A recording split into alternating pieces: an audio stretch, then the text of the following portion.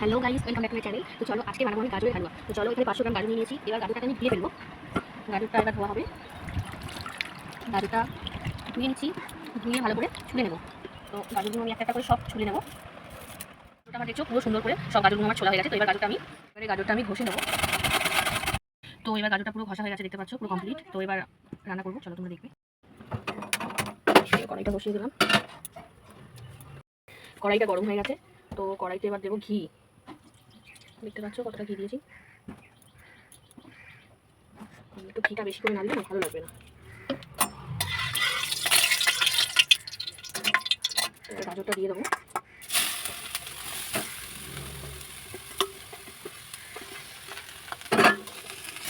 গাজরটা কিন্তু পুরো ঘিয়েতে ভাজা হবে।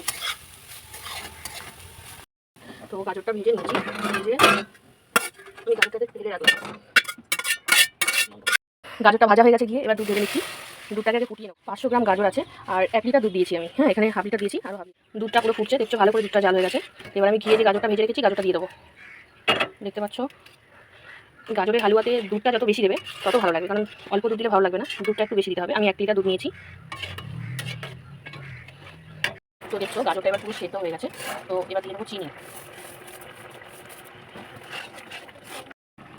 চিনি দিয়ে দিয়েছি। তো এবার দেবো, দেখতে পাচ্ছ কাজু বাদামটা আমি ভেঙে দিয়েছি যাতে পুরো ভালোভাবে মুখে পড়ে। কাজু দিয়ে দিলাম, কিশমিশ দিয়ে দিলাম।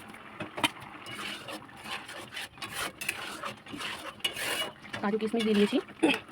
এবার দেবো মাখা সন্দেশ। এখানে 150 গ্রাম মাখা সন্দেশ আছে, দিয়ে দিলাম।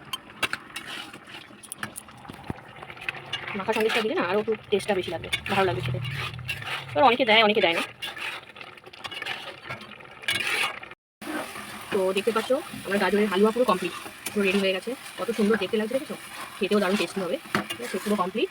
তো এবারে আমি 2টো এলাচ গুঁড়িয়ে দিয়েছি, এতে ফ্লেভারটা সুন্দর লাগবে। তো তোমরা এরকম করে বানিয়ে খেয়ে দেখবে, ট্রাই করবে। রেসিপিটা যদি তোমাদের ভালো লাগে তো তোমরাও একবার ট্রাই করবে। চলো বাই।